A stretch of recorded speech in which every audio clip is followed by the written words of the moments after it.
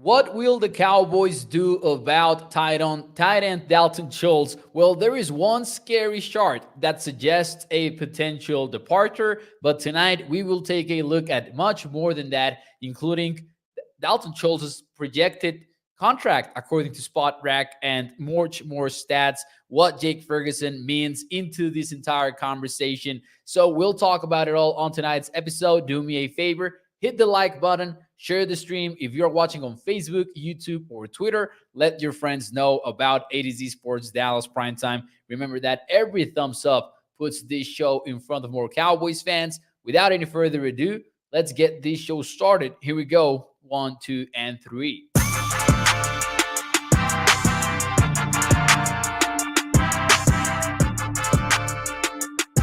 What is up, everybody, and welcome into A to Z Sports Dallas Primetime. I am your host, Mauricio Rodriguez, streaming with you live every Sunday through Thursday night at 8 p.m. Central here on Dallas On Demand Sports Talk Network with a lot more content coming your way. Make sure that you check out a2zsports.com/Dallas. And as always, remember that Primetime is brought to you by our friends over at FreemanMazda.net. We will talk more about them and the ride of the week in a few moments here on the show.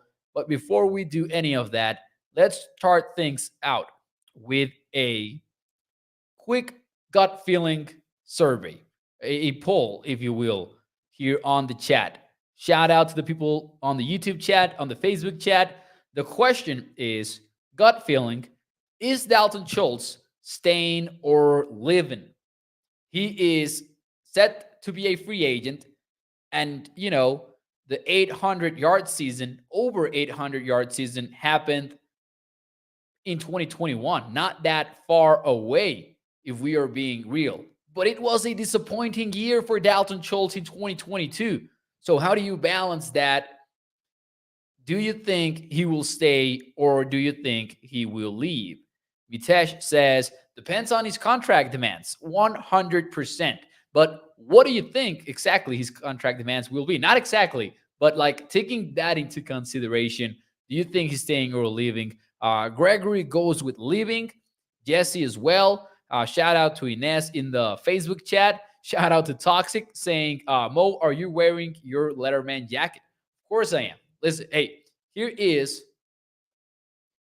is the Isaac Alarcon College right here. That's my guy. Shout out to Toxic Tom. Thank you for joining the show. Catboy Casualty says Toxic Tom. Ines says hopefully staying. What demands can he have, says James. Joe, man. So, hey, only a few people will understand what Joe Mesa is throwing out on the YouTube chat. That is crazy, man. Anyways, I know it's not even hate. I know it's just some joking in Spanish. I appreciate the trolling. All right. Honestly, I think the chances are that Dalton Schultz is not sticking around. And tonight, I want to look at one graph that is particularly scary if you are looking to pay Dalton Schultz what he is likely going to ask for. And we will also take a look at that in a few moments, just as soon as I figure out how to share the screen here really quickly to you all. But all right, here we go.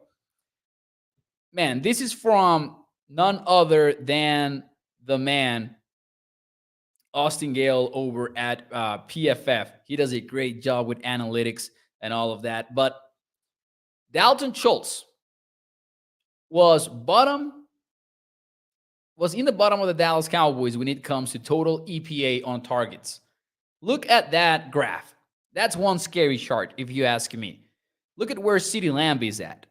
CeeDee Lamb had the vast majority of EPA on the Cowboys. Look at the huge difference between Lamb and then T.Y. Hilton on second place.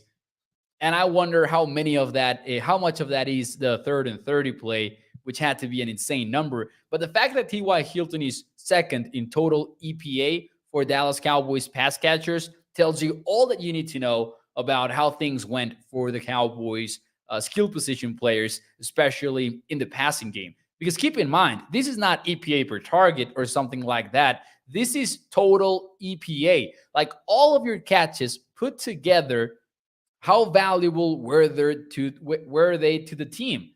Schultz is not only negative numbers, but he will had the most negative mark among Cowboys pass catchers. And how can a number be negative when it comes to EPA? For those of you who maybe have not really dived into the analytics world, just a quick explanation on this, a quick 101. You can have negative efficiency if the play is unsuccessful. So if the play, say it's a tackle for loss in the running game, that generates negative EPA per play. Or if we're talking about, I don't know, 3rd and 15 and you get a 5-yard catch, then that's a negative EPA play. Dalton Schultz did not contribute much to the Cowboys in 2022. And when you see it, on the screen like that, in a chart like that, it really hits home. And I know that, Schultz was injured for a significant period of the season. Not only did he miss games, but he played hurt when he did get on the field. So that plays into it for sure. But also, I have my questions about the Cowboys wanting to pay Dalton Schultz what he is likely to demand. And speaking about that, this is SportRack's market calculated value. You tell me what you think about that one. According to SportRack, Dalton Schultz has a market value of 4-year deal, $60 million, over $60 million. That would come in at an average of 15 per year, and that would rank him second among tight ends around the NFL. I think that's a high number. Let me just say that before we move on. I think that SportRack might be proven wrong here a little bit, because I don't see Dalton Schultz getting paid that even if he hits free agency. But then again, the market dictates all. And there might be one team. It only takes one team that is desperate enough for a productive tight end that might pay him that. I don't think that he will get to 15 million per year. I think that it will be closer to 10 million. I think it could even be below 10 million per year. But that gives you an idea into just how complex the Cowboys' decision is at tight end. I will say this. Schultz is not a player that will keep defensive coordinators up at night. Travis Kelce does that. I can guarantee you that the Eagles coaching staff is sweating thinking about how to handle Travis Kelce.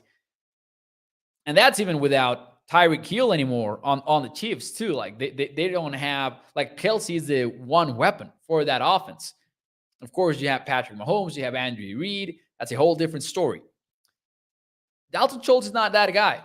Schultz is productive though, and Schultz will find ways to be productive in the red zone. I think that's his biggest thing. He can get it done in the red zone.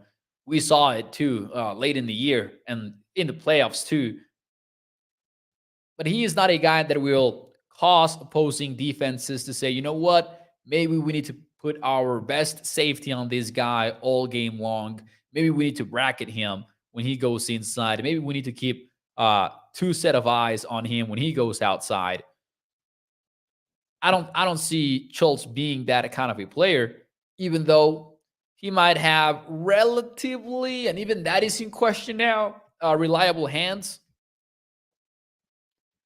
So I don't see the Cowboys paying that kind of money or any other team doing that, actually. But hey, Dalton Schultz has been good enough to get himself in that conversation. He had one very productive season. Let's see some of your comments here on the show. We've got, wasn't his tag around $14 million, says Gregory? Yeah, well, you could double tag him, and we talked about this possibility last year here in A to Z Sports Dallas, and it's an interesting scenario, but also I could see the Cowboys not wanting to do that. Maybe they do. Hey, listen, Gregory, this is a good point. And you're making me think right now with this. You are making me think right now. Because here is And we're gonna get into Jake Ferguson in a moment here because I see the Jake Ferguson comments now. Brian says, "Go with Ferguson, Hendershot, and McKeon, and draft." And somebody else had said, Gregory. Oh, it was actually Gregory. Ferguson is younger, faster, and cheaper. Kai says, as soon as Ferguson did his hurdle, I knew that it was over for Schultz. So yeah, Jake is a big part of this conversation, and we'll get to that. But before we even do that, here's a quick parenthesis that can make us think even more about this. Could you tag Dalton Schultz again? It's inflexible for the cap. It's not helpful for your salary cap situation. And if you're not aiming to keep him in the long run, then it would be an odd decision to tag him and have him, cost that much against the salary cap.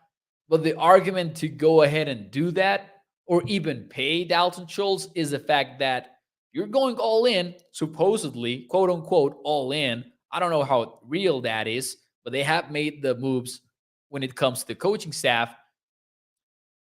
Does Mike McCarthy want two tight ends on his offense?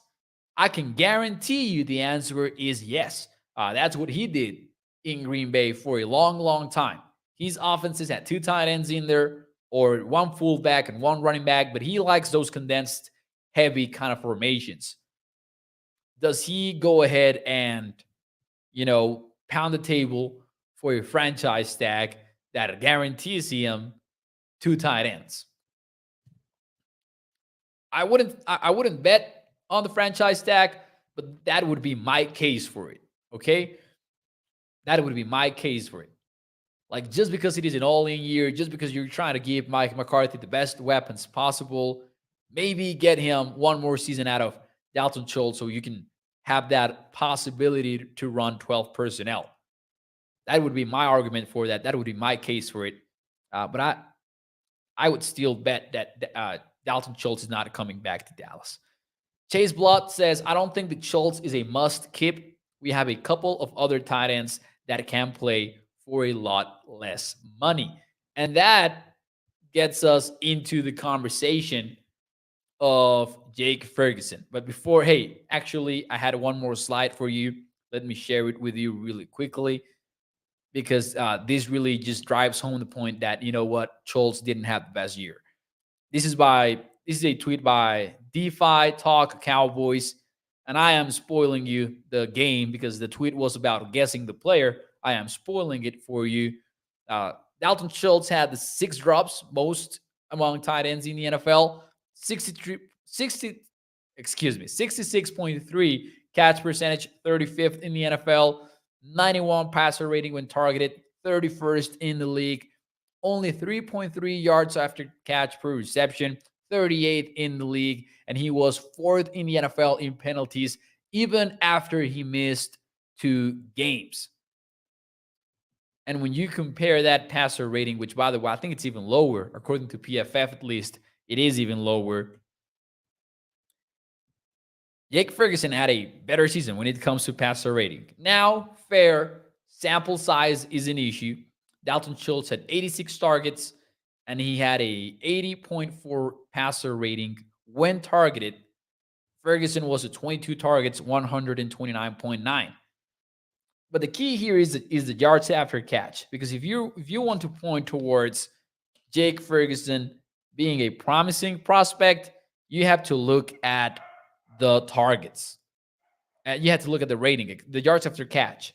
6.4 on average compared to Schultz's 3.3. Huge difference. And Ferguson, and shout out to Shane Carter, by the way, he from A to Z Sports, he had an article about this on the website today, and he pointed out the fact that they actually asked Ferguson to block quite, a significant amount of time, and he did that well. I think that Schultz might have the better of Ferguson in this area. I think that Schultz is still the better blocker, but Jake Ferguson showed willingness in the blocking game, both when running the football and when passing the football, when he was a pass protector. I can see Ferguson really stepping into a bigger role next season And even though sample size will always be a concern for me, he's a player that I would bet on. Definitely is. And we know that he was also kind of I don't want to say Mike McCarthy pick because I don't want to like assume that McCarthy picked him, but he was a guy that McCarthy gushed over during the offseason and during the preseason and the regular season. He's a guy that I would bet, I would be willing to bet that McCarthy would feel comfortable, writhing at the position. My question from me to you, second of the show, too. From 1 to 10, what is your confidence level on Jake Ferguson becoming the number one tight end? Like, if he becomes a starter, Schultz leaves, from 1 to 10, how confident would you feel on Mr. Ferguson yards after catch machine? And while you give me your answers, and before I give you mine, let me talk to you about our friends over at FreemanMazda.net, a family-owned business for over 65 years. Remember that you can choose Freeman Mazda, and when you do so, you're choosing a lifelong partnership with your car dealer. You can check out their dealership over at Irving, Texas, or you can check out their website and their wide range of new and used Mazda vehicles. You can check out the pictures of each and every car. You can check out the features of them as well. And as we do every single week, we do have the ride of the week lined up for you. And that this time we're talking about the 2023 Mazda CX-30 2.5S. This one starts at $24,225. It's got all-wheel drive, Apple CarPlay / Android Auto, a Wi-Fi hotspot, adaptive cruise control, and a miles per gallon capacity of 26 when you are in the city. That goes up to 31 when you are in the highway. So make sure that you check out FreemanMazda.net and their dealership. The ride of the week, bringing you prime time as always. What's your confidence level from 1 to 10 on Jake Ferguson? Let's see what you guys have to say in the chat. 11 plus, says Gregory. Okay, we're getting crazy. We're getting crazy with Jake. Dwayne says 8. Toxic goes with 4. I need to see a lot more, says Toxic. Cletus goes with 8. Earl goes with he might be able to do some big things, and Inez goes with 7.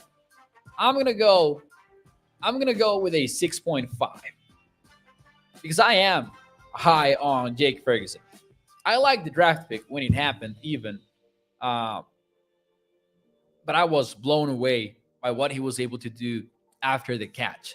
Like, I can see Jake Ferguson being a legitimate receiving tight end in the NFL because those plays in which he was able to show yards after catch skills, that was something that I did not expect entering his rookie year. So I can see him stepping into a bigger role. But also, if I was in charge of this team, even if I realized that paying Dalton Schultz was going to be a tall task, I would want to bring somebody else in. Whether that is via free agency on a cheaper deal, or whether that is at some point in the middle of the draft, maybe. Because I'm not talking about a 6th-round pick or a 5th-round pick, somebody in that can really give you another option. But more than that, it can give you the possibility of playing with 2 tight ends. Because with Peyton Hendershot, even though he showed some good stuff, I'm still not very high on him. Like, I understand that he had a great rookie year, but he also played way less than Ferguson, who already had played less. So I'm not ready to feel confident with Ferguson and Hendershot at the wheel. I would like the Cowboys to see the Cowboys adding somebody else at the position. So that's my stance on the whole tight end position for the Cowboys. This will be one of the most intriguing position groups that we will see this offseason. What will the Cowboys do with Dalton Schultz? Because I will tell you what one possibility is too. They could allow him to test the free agency waters. They could allow him to, field some offers. And if those offers that he gets out there are disappointing and not what Spot Rack has in mind for him, like a $15 million per year deal, we might see the Cowboys sneaking the negotiations there. Not that they're known for winning bidding wars, but I can see, I could see, even though I wouldn't say that this is the most likely scenario, I can see the NFL market not valuing Dalton Schultz as high as we think that they will value him. And if that is the case, can the Cowboys sneak in there and get a cheaper deal than maybe all of us expected? That could be an interesting scenario for sure.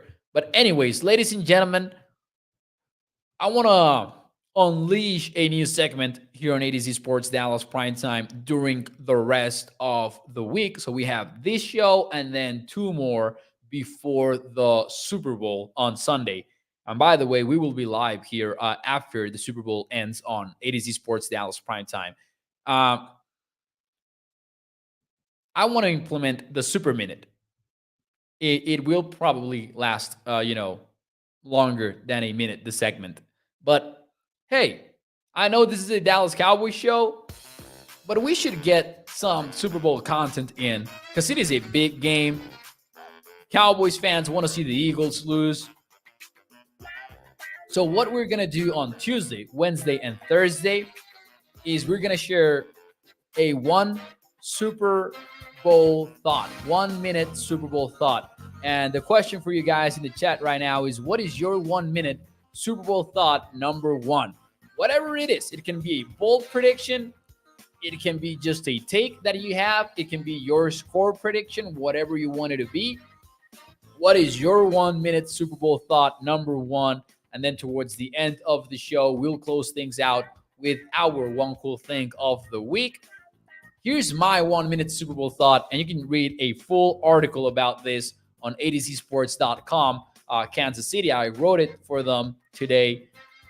But I think that I've seen some people say that the Kelsey Bowl storyline has been overblown. I disagree. I think it's actually been massively underrated. Because, yeah, it's cool. It's cool, Jason Kelsey, Travis Kelsey, the first two brothers to ever play in the Super Bowl against each other. But it's not only that. It's not only that a coincidence. We're talking about two of the best players of the era.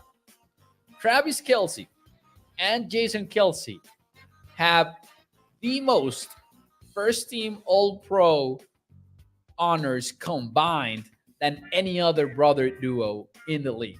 That includes the Mannings, that includes the Watts, that includes the Matthews brothers, the Charbs brothers. All of those emblematic siblings that we've seen at the pro level are bested by Jason Kelsey and by Travis Kelsey. They have 9 combined first-team All-Pro seasons together. And it's not like one of them has 8 and the other one has 1. Jason has 5 and Travis has 4. That's how dominant they've been throughout their NFL careers. So listen, the next time that somebody tells me that the Kelsey Bowl storyline has been overblown, I will come back and I will say, you know what? It's actually been underrated. That's my 1 minute Super Bowl thought number one. Let's see what you guys have to say. Bruce goes with, can they both tie? That would be fun. Burn Eagles Burns is Dwayne. Toxic Tom goes with the Nulls. Who has, says Gregory, the most dominant defense between the two teams? Eagles. I would say the Eagles, yeah. And the thing about the Chiefs defense is that they don't have a great secondary, but it's also not a liability. And I actually want to touch on, maybe we can get an angle on this later on the show, but from a Cowboys point of view. But it's crazy how little they pay their cornerbacks. Like, they've done a tremendous job of drafting cornerbacks and getting defensive backs in line. Because I think that they are 31st in spending at the secondary. And that is a great way to build a football team when you're paying as much as you are paying Patrick Mahomes and Chris Jones. Toxic Tom says, my one thought, why don't we build why don't we team build like title contenders? Good question, Toxic. Because I will tell you what, Brett Bitch has been a genius when putting that team together. And even the Tyreek Hill trade is making him look like an absolute genius. So that would be the 1 minute Super Bowl thoughts. And now, before we get out of here, ladies and gentlemen, it is time for the one cool thing as well. For those of you who are new to the show, every Tuesday night, we have our feel good space here on the Primetime Show. And that is the one cool thing. It can be something personal, professional, sports related, non-sports related, whatever you want it to be. Let me know what your one cool thing is on the show, and let's get out of here with some good vibes heading into Wednesday. My one cool thing is a sports related one. My one cool thing, it's all about the UFC because Jair Pantera Rodriguez is fighting for an interim featherweight world title on Saturday before the Super Bowl. And let me tell you something, Jair Pantera Rodriguez is from my state in Mexico, Chihuahua, Mexico.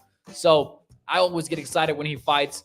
Looking forward to seeing him on the cage. Last time that he was in there, he beat Brian Ortega.